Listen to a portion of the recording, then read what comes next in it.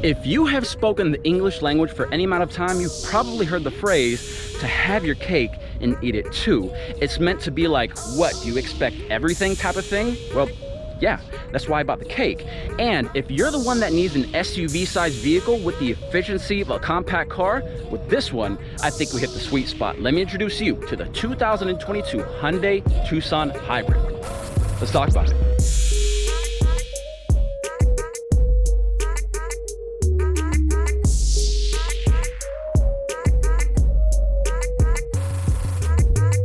Ever since the 2022 Tucson has been around, I have loved it so much.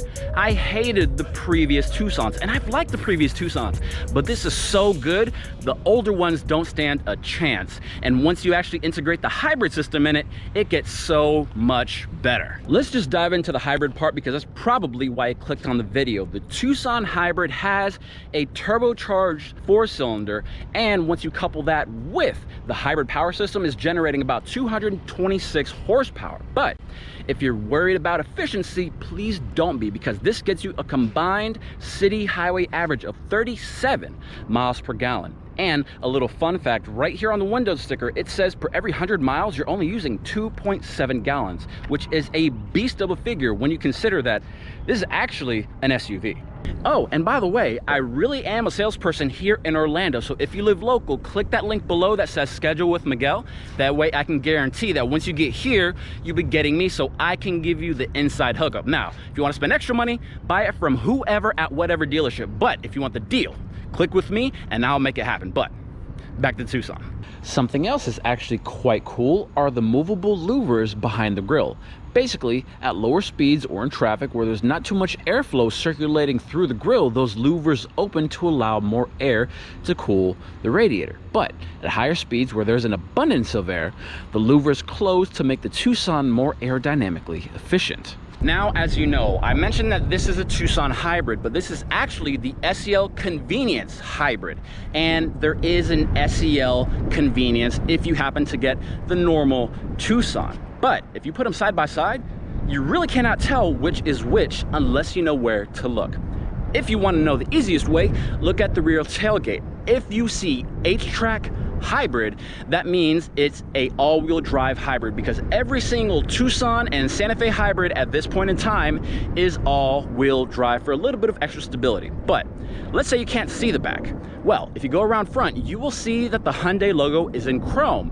But if you look on the roof, you will see that you actually do have a panoramic sunroof. If you see chrome on the nose with a panoramic sunroof, that is a hybrid Tucson. Technically speaking, if you don't want to get the limited because you don't care about the self-parking and the leather, the most cost-effective way to get that panoramic sunroof is to actually get the hybrid convenience. So a little bit of knowledge goes a long way.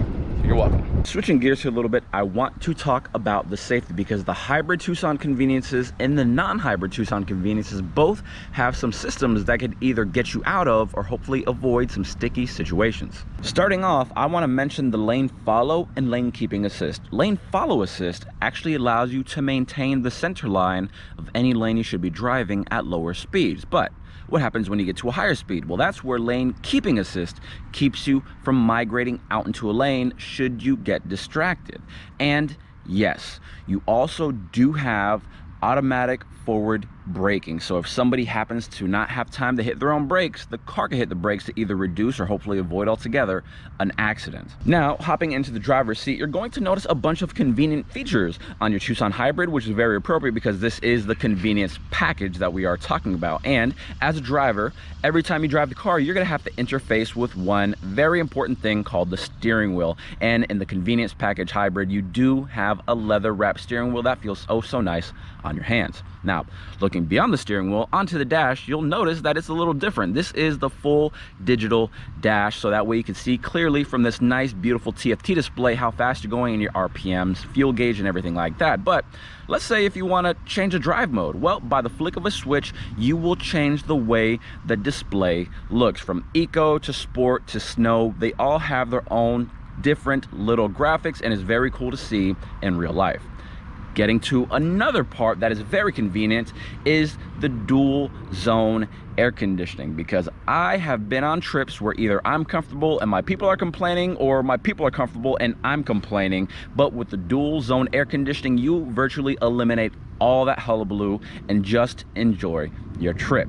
Now, if you're on a trip, you're probably going to be wondering, well, how do I get from point A to point B? Well, that's a good question. And on the touchscreen display, you do have Apple CarPlay and Android Auto integrated, but it is absolutely perfect because you actually have wireless Apple CarPlay and Android Auto integration. So that way you don't have to worry about wires or jumbling up everything. Just go ahead, connect it with a wireless connection, and voila, navigation on the screen. Now, if you happen to have one of these very fancy smartphones that is capable of charging wirelessly, what happens if you're on a road trip and your phone gets low on juice? Well, if you have the hybrid Tucson convenience, you have a wireless charging pad that you could place your phone on. If you look right here in front of the shift buttons, you have this little mat. Your phone goes on top of the mat, and after a couple seconds, it starts to charge, eliminating the need for all those old wires like you had to do way back in the day. As you can already tell, there's a bunch of things in the Tucson to make life a lot easier. And one of the things I'm going to argue that makes life a lot easier